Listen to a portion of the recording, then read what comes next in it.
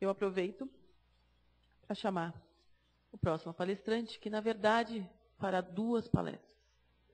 Eu chamo aqui a Patrícia Stenich, que é nutricionista, doutora do ambulatório de esclerose lateral amiotrófica da Unifesp. Ela é diretora secretária da Abrela. E ela vai, na verdade, falar dar 2 aulas para vocês. Infelizmente, a doutora Adriana Oda, que é fonoaudióloga e também diretora financeira da Abrela, não pôde comparecer por outros compromissos, um curso já pré-agendado, mas a aula dela está aqui com a Patrícia. Então, a Patrícia vai fazer 2 aulas seguidinhas para a gente. Por favor, Patrícia.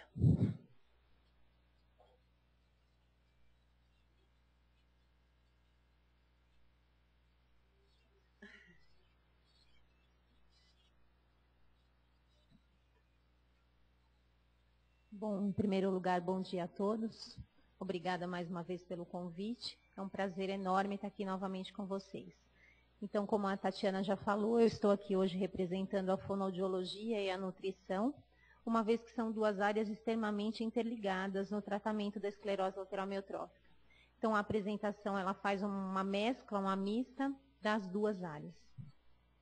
Bom, então, dando início à apresentação, eu gostaria de pontuar algumas coisas dentro do tratamento sintomático da esclerose lateral amiotrófica, relembrando que o tratamento da doença do neurônio motor ou esclerose lateral amiotrófica, ele compreende desde os tratamentos medicamentosos, através de inibidores de citotoxicidade, anti-inflamatórios, antirretrovirais e imunossupressores, e todos eles estão pautados no tratamento sintomático. Todos os estudos baseados no tratamento medicamentoso buscam melhorar a expectativa de vida e retardar a progressão da doença. Esses são os 2 pilares no qual nós trabalhamos tentando tratar essa doença. Dessa forma, o tratamento multidisciplinar, ele entra contribuindo para o tratamento medicamentoso. E os estudos atuais têm demonstrado que o tratamento multidisciplinar tem sido capaz de trazer ao paciente uma participação ativa ao tratamento, tem proporcionado maior adesão a esse tratamento, tanto multidisciplinar quanto medicamentoso. Ontem foi dito pelos médicos aqui que o uso isolado do Riluzol, pelo Dr. Rota, na apresentação de ontem, de que o Riluzol isoladamente não proporcionava a mesma expectativa de vida do que o uso da medicação associado ao tratamento multidisciplinar. Desta forma, nós podemos dizer, através de alguns trabalhos, o mais recente de Miller, que é o consenso americano para o tratamento da doença do neurônio motor, que o tratamento multiprofissional ele pode melhorar a qualidade de vida e, desta forma, aumentar a sobrevida dos pacientes. Vejam quão importante é este tratamento, uma vez que ele pode ajudar a mudar o curso da evolução. Dentro disso, este tratamento interdisciplinar, quando nós pensamos nas áreas de nutrição, fonoaudiologia e fisioterapia, nós estamos alencados em 3 pilares. O primeiro pilar seria o tratamento respiratório, onde nós observamos como principal sintoma a redução da capacidade vital forçada e a indicação de ventilação não invasiva. Na área de fonoaudiologia, nós observamos que há a necessidade de orientar ao paciente alguns exercícios miofuncionais, buscando a amplitude da função e a manutenção dela, levando à indicação de algumas manobras de deglutição, de limpeza de cavidade oral, de alteração de consistência dos alimentos, né? E num terceiro segmento, a questão nutricional através da terapia nutricional precoce. Nós poderíamos dizer que essas 3 áreas estão extremamente interrelacionadas e dependentes na indicação de alguns procedimentos dentro do tratamento da esclerose. Esse diapositivo nos mostra o quanto a alteração de disfagia associada à perda de peso e à fraqueza respiratória podem contribuir para a sobrevida do paciente. Se nós pensarmos dessa forma, qualquer uma dessas áreas onde os profissionais estão atuando podem de alguma forma repercutir sobre a sobrevida do paciente, aumentando ou até minimizando ou abreviando. Como me cabe aqui os aspectos nutricionais, quais são as principais alterações nutricionais apresentadas pelos pacientes com doença do neurônio motor? Os pacientes têm uma diminuição da ingestão alimentar, que pode estar relacionada tanto à disfagia quanto à inapetência, né? É um dos sintomas muito comuns e iniciais no tratamento da doença. Nós observamos um aumento do gasto energético basal em até 30% da normalidade. Os pacientes que têm doença do neurônio motor têm este aumento de metabolismo muito provavelmente relacionado à questão respiratória, né? Mesmo que o paciente não tenha sintomas respiratórios, como dispneia, nós sabemos que o metabolismo basal está sempre aumentado. E este aumento do metabolismo basal associado à diminuição da ingestão alimentar culmina na redução do peso corporal. Esta redução de peso corporal pode levar a um quadro patológico que nós conhecemos como desnutrição. A desnutrição é um termo muito amplo, na qual compreende não só a alteração da distribuição corpórea, como também alterações bioquímicas. Nos pacientes com doença do neurônio motor, nós observamos alteração da composição corporal. No entanto, não observamos alterações bioquímicas. Então, de uma forma muito simplista, nós não podemos dizer desnutrição de uma forma clássica na doença do neurônio motor, e sim uma alteração da composição corporal que ocorre junto com a evolução da doença. Desta forma, a avaliação do estado nutricional é de extrema importância, uma vez que você pode mensurar periodicamente quais são as alterações que estão acontecendo e de alguma forma minimizá-las. A avaliação nutricional ela pode ser feita através de antropometria, que são medidas corpóreas como peso, altura, dobras e circunferências cutâneas, ou nós podemos utilizar alguns métodos um pouco mais invasivos como bioimpedância elétrica, densitometria, densitometria de absorção, que é o raio-x, ou DEX, ou até água duplamente marcada. Esses testes de avaliação nutricional citados não são utilizados na prática clínica, uma vez que eles dependem de algumas situações fisiológicas e clínicas pré-estabelecidas e são exames de alto custo.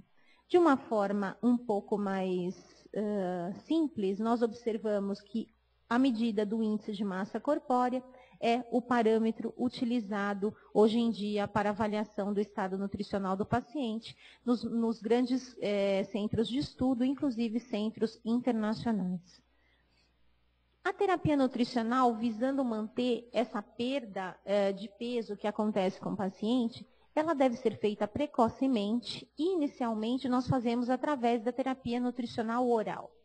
A terapia nutricional oral compreende a adequação dietética habitual do paciente, então nós fazemos algumas adaptações na alimentação convencional, visando atingir as necessidades nutricionais existentes naquele momento, relembrando que as necessidades calóricas e proteicas estão aumentadas. Nós devemos, através da terapia nutricional oral, prescrever sempre que necessário a terapia nutricional, através de suplementos nutricionais oferecidos por via oral. Dentro da evolução do quadro, há um momento onde há indicação de nutrição enteral, e essa nutrição pode ser feita através de sonda nasoentérica ou nasogástrica, através de gastrostomia endoscópica percutânea, conhecido como GEP, ou através da inserção de gastrostomia por radiologia. A inserção de gastrostomia por radiologia está indicada nos pacientes que têm a capacidade vital forçada abaixo de 50%, uma vez que essa condição poderia levar a uma complicação durante o procedimento ou abreviar a sobrevida do paciente após o mesmo. Portanto, a literatura internacional recomenda a inserção de gastrostomia por via radiológica nos pacientes com CVF abaixo de 50%.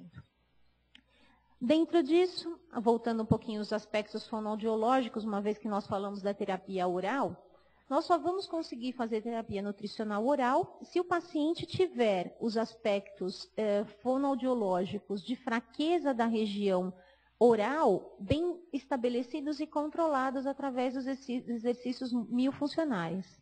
Nós observamos que os pacientes com doença do neurônio motor apresentam fraqueza da musculatura oral, facial, faríngea e laríngea, trazendo um quadro de disfagia orofaríngea de causa neurogênica. Observamos alterações, desde alterações estruturais, como a fraqueza de lábios, língua, bochecha, até alterações de função, como eu já disse, disfagia, disartria, dispneia e disfonia. Então, nós não podemos atrelar os aspectos fonoaudiológicos somente à questão da alimentação. A alimentação é um processo que está relacionado a essa musculatura orofaríngea, mas a função de fala também está relacionada a eles, assim como a questão respiratória. A alteração fonoaudiológica, ela pode acontecer desde uma alteração de tônus, quanto uma alteração de força ou de mobilidade, né? Além de vocês terem uma condição muscular, é importante lembrar que a questão da fadigabilidade também deve estar sendo avaliada durante o tratamento. Como eu disse anteriormente, a importância do pilar nutrição, fonoaudiologia e respiração. Uma vez que, em relação às funções, você pode ter uma voz de qualidade e proteção de vias aéreas através da orientação da limpeza, através da secreção. Você pode observar na alteração da fala a qualidade e a inteligibilidade, né, o quanto nós conseguimos entender o que o paciente fala. Tá? Nós podemos estar atuando através da mastigação eficiente ou não eficiente, né? Lembrando da deglutição normal, adaptada, segura e com risco, e a salivação, a quantidade e a viscosidade. Então, a fono acaba trabalhando dentro de todos esses quesitos de uma forma a trazer uma deglutição funcional e segura. Ela é funcional quando ela consegue permear a função e não trazer riscos ao paciente. A partir do momento que essas situações colocadas aqui deixam de trazer ao paciente segurança durante a deglutição, a terapia nutricional oral deve ser revista, uma vez indicando a terapia nutricional enteral. Aqui algumas manobras indicadas, então nós podemos observar, quando o paciente tem disfagia para líquido, uma saída é espessar os líquidos. Quando o paciente tem fadiga durante a mastigação, nós podemos oferecer alimentos de consistência mais pastosas. E nos pacientes que têm resíduos, a orientação quanto às manobras e a higiene. Então, como a doutora Tatiana disse anteriormente, nós vamos tratando os sintomas com algumas adaptações e com algumas manobras, visando manter essa função por mais tempo. Quando você pensa na questão da saliva, a grande questão em relação à saliva é buscar remédios, né, e alguns alimentos que podem piorar a produção de saliva. Um deles é um alimento que a nutricionista adora indicar, e a fonoaudióloga adora contraindicar, que são os alimentos lácteos ou derivados de leite, né? Então, disse que os alimentos que têm lactose aumentam a salivação. No entanto, são grandes fontes de proteína, de cálcio e de calorias. Então, ficamos aqui na escolha de Sofia. Então, oferecemos o leite para o paciente e, quando necessário, manobramos com medicamentos. Dentro disso, quando há alteração de fala, precisamos orientar exercícios buscando maior função, né? Então, ensinar ao paciente algumas manobras. Em relação à disartria, exercícios e amplitude de funções também. Dentro da fadiga, nós podemos observar que em todos eles há uma pontuação à questão da intensidade do exercício e a intensidade do repouso. O quanto a importância de saber medir o quanto de exercícios estão sendo orientados para que isso em nenhum momento traga fadiga ao paciente. Nós temos trabalhado muito nessa vertente de que a fadiga não pode aparecer durante nenhum tipo de treino. Dentro disso, há dois grandes focos no tratamento, do tratamento fonoaudiológico. Um dos pilares é a alimentação e o outro pilar é a comunicação. A alimentação, ela deve se manter por via oral, dentro de condições seguras e funcionais. Então, nós sabemos que nós vamos ter que contraindicar a dieta oral quando essa situação deixar de ser segura. Dentro da comunicação, é possível que o paciente fique sem fala. No entanto, é inadmissível que ele não se comunique. Então, neste momento, há necessidade de buscar comunicação alternativa para que o paciente mantenha se comunicando. A terapia fonoaudiológica, então, ela acaba permeando esses pontos e nós nos deparamos no momento em que a alimentação por via oral não é mais possível ou ela não é segura e precisamos fazer as nossas indicações. Quais são os recursos possíveis dentro disso?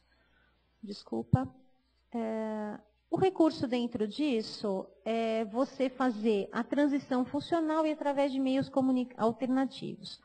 Dentro da alimentação por via oral, então, nós podemos fazer a mistura da alimentação via oral pela via alternativa, que pode ser feito por sonda nasoentérica ou por gastrostomia. E na comunicação, buscar métodos alternativos. Os preferenciais são a escrita, algumas pranchas, como foi identificado no vídeo anterior, e sistemas computadorizados, que trazem uma facilidade muito grande de comunicação ao paciente. Quais são os critérios, então, no quais nós vamos indicar a gastrostomia endoscópica percutânea? Voltando novamente na interdisciplinaridade da indicação, nós podemos dizer que, classicamente, a indicação de gastrostomia se faz quando há redução do peso corpóreo para valores abaixo de 10% num período de 3 meses, agravamento da disfagia orofaríngea, deixando de ser uma deglutição funcional para uma deglutição não funcional, e o terceiro pilar seria a redução da capacidade vital forçada. Vários estudos têm demonstrado que a gastrostomia endoscópica percutânea ela é um fator positivo para a sobrevida dos pacientes com doença do neurônio motor.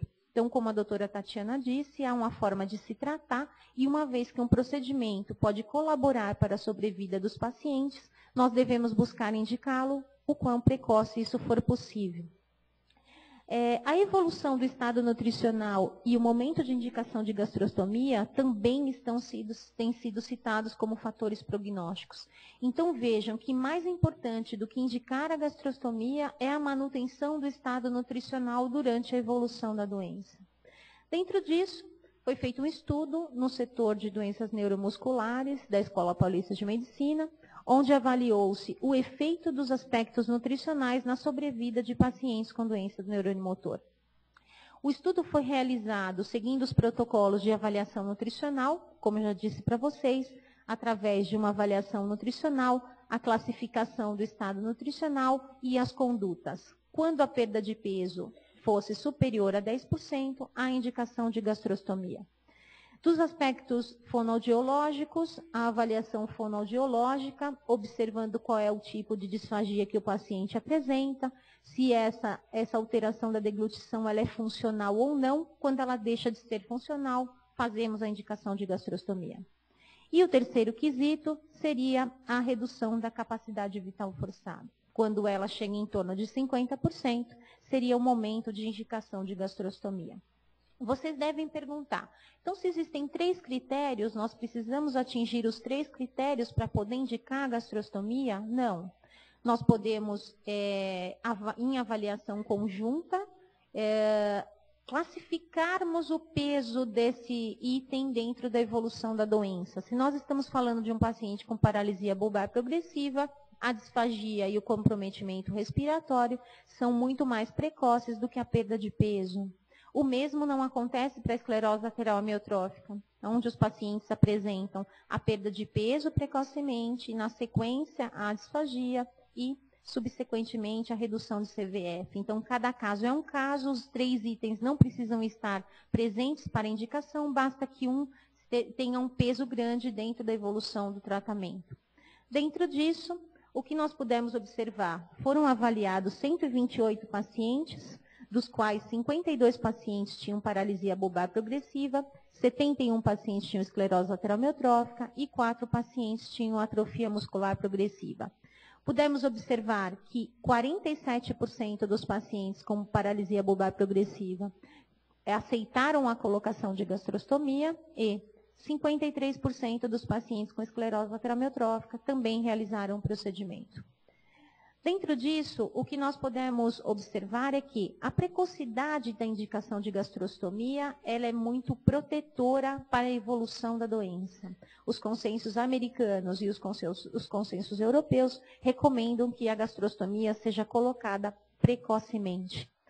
A redução na sobrevida de pacientes com ela na inserção tardia de gastrostomia. Então, observamos que em pacientes com ela clássica, você tem uma redução de sobrevida. E relação direta entre a gastrostomia e o curso natural da doença. Nesse congresso em Sydney, foram feitas algumas apresentações buscando os fatores preditores para os pacientes, para a sobrevida dos pacientes, e a gastrostomia é um dos pontos extremamente ressaltados, né? Uma vez que isso tem sido demonstrado em vários estudos.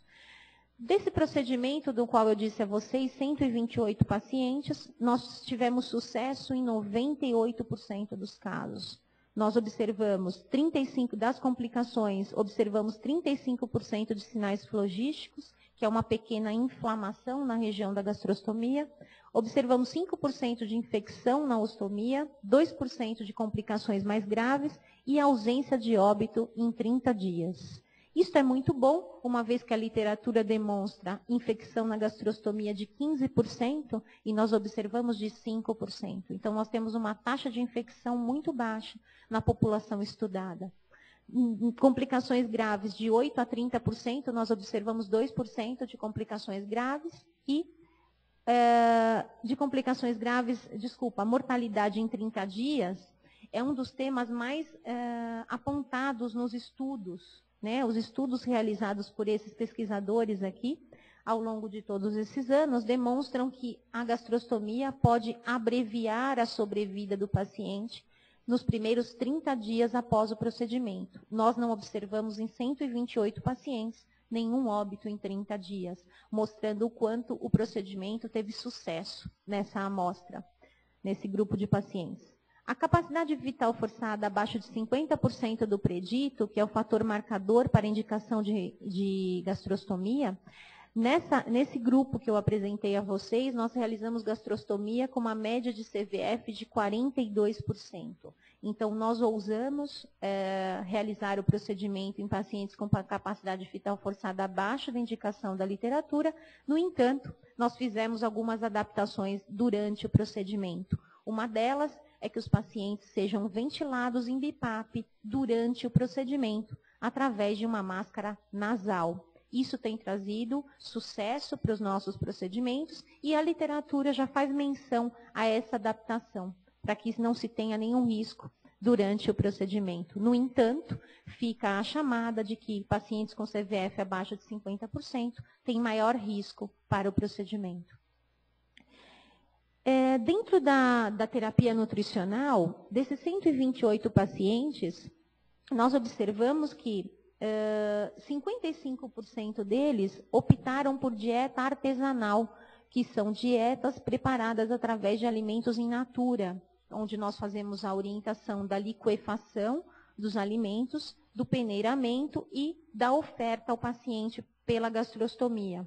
E somente 36% dos pacientes optaram por dieta industrializada. Eu diria a vocês que isso não chega a ser uma questão de opção. A dieta artesanal, ela tem um custo inferior à dieta industrializada, uma vez que a secretaria não fornece dieta industrializada a todos os pacientes que fazem gastrostomia. Então, nós não podemos ter em mente que a indicação de gastrostomia compreende a oferta da dieta industrializada pela Secretaria da Saúde. No entanto, desculpa, só voltando um pouquinho, nós não observamos alteração da sobrevida nos pacientes que usaram dieta artesanal ou dieta industrializada. Se bem desenhada, tanto artesanal quanto prescrita industrializada, a repercussão sobre a sobrevida não fez diferença. Ainda dentro dessa transição, e aqui mesclando a questão nutrição e fonoaudiologia, nós observamos que nos pacientes com esclerose lateral amiotrófica, a deglutição funcional permaneceu por mais tempo do que nos pacientes com paralisia bulbar progressiva, como já era de se esperar, né? No entanto, esse comprometimento estrutural, funcional e respiratório, ele vai acontecer nos pacientes. Então, nós temos que ter em mente que a gastrostomia precisa ser indicada precocemente, mas ela será inevitável dentro do tratamento da esclerose lateral amiotrófica. Em algum momento, nós vamos ter que indicar. Quão precoce indicarmos, quanto maior a sobrevida do paciente. Quanto mais tardia nos indicado, menor a sua ação sobre a sobrevida. A dieta artesanal, como eu disse a vocês, ela foi utilizada pela maior quantidade, pela maior porcentagem dos pacientes. Ela traz um custo mais acessível e não há nenhum problema em fazer dieta artesanal ou de alimentos in natura em pacientes com gastrostomia, uma vez que a sonda está posicionada em nível gástrico e as funções digestivas e absortivas estão preservadas nesses pacientes. Diferentemente, se essa sonda estivesse locada em nível jejunal, onde nós teríamos que fazer algumas adaptações. Então, aqui só para mostrar para vocês como era a distribuição do estado nutricional dos pacientes antes da colocação da gastrostomia. Então, nós podemos observar que a desnutrição ela está presente tanto nos pacientes com esclerose lateral amiotrófica, quanto nos pacientes com paralisia bulbar progressiva e em menor porcentagem nos pacientes com atrofia muscular progressiva. A eutrofia se faz presente mais no grupo com esclerose lateral amiotrófica, assim como o sobrepeso. Obesidade nós observamos em maior porcentagem na população com paralisia bulbar progressiva, uma vez que esse grupo compreendia-se de pacientes com idade superior a 60 anos. Observamos aqui o que aconteceu após a colocação da gastrostomia. Observem que vocês só têm aqui pacientes com esclerose lateral amiotrófica e paralisia bulbar progressiva, uma vez que nenhum paciente incluso no estudo que tinha AMP precisou realizar o procedimento. Observamos que a desnutrição, observem que essas duas colunas compreendem aos pacientes com esclerose lateral amiotrófica e essas duas com paralisia bulbar progressiva. Observamos que a porcentagem de desnutrição nos pacientes com esclerose lateral amiotrófica aumenta após a colocação da gastrostomia e em maior porcentagem nos pacientes com paralisia bulbar progressiva. Então, o que isso demonstra é que a gastrostomia, ela consegue permitir a oferta dos nutrientes, no entanto, o procedimento em si não é capaz de, no primeiro momento, reverter a desnutrição do paciente. Desnutrição é um processo que se instala e progride. Nós não conseguimos conter o prejuízo que a desnutrição traz. Então, muitas vezes, levam alguns meses para que você consiga recuperar o estado nutricional do paciente, mesmo com a colocação de gastrostomia. A eutrofia reduziu nos pacientes com, a porcentagem de eutrofia reduziu nos pacientes com esclerose lateral amiotrófica, assim como a paralisia bulbar progressiva. O sobrepeso, observamos uma estabilização para os pacientes com paralisia bulbar e uma diminuição do sobrepeso para a esclerose lateral amiotrófica. E para a obesidade, observamos uma diminuição para a paralisia bulbar progressiva e uma redução também para a esclerose lateral amiotrófica. Dentro disso, começa a ficar um pouco confuso, né? Porque se nós dizemos que nós temos que colocar a gastrostomia para manter o estado nutricional, e eu venho dizer que a gastrostomia não altera o estado nutricional, fica um pouco confuso, mas existem explicações para isso, e dentro desse contexto, essa é uma das melhores possibilidades que nós temos ao paciente. Então, observem. O índice de massa corpórea pré-gastrostomia, ele se apresentava dentro da faixa de normalidade e pós-gastrostomia ele apresentou uma redução tanto para a paralisia bulbar progressiva quanto para a esclerose lateral amiotrófica. O mesmo foi observado por outros estudiosos que acompanham a doença do neurônio motor. Então, a perda de peso ela pode ser minimizada, mas, no entanto, ela nem sempre consegue ser abolida. A desnutrição, na indicação de gastrostomia dos nossos pacientes, era de 32% e após 30 dias nós tínhamos 44% de desnutrição. A literatura diz que é aceitável valores até 55% de desnutrição. Então vejam o quanto é esperado a alteração do estado nutricional, né? No entanto, a redução do índice de massa corpórea após a gastrostomia foi de 1,4 quilos por metro quadrado na paralisia bulbar progressiva e 1,2 na ELA. E nós sabemos que a cada 1 quilo por metro quadrado reduzido no IMC, há um risco de uma diminuição de sobrevida em 20%.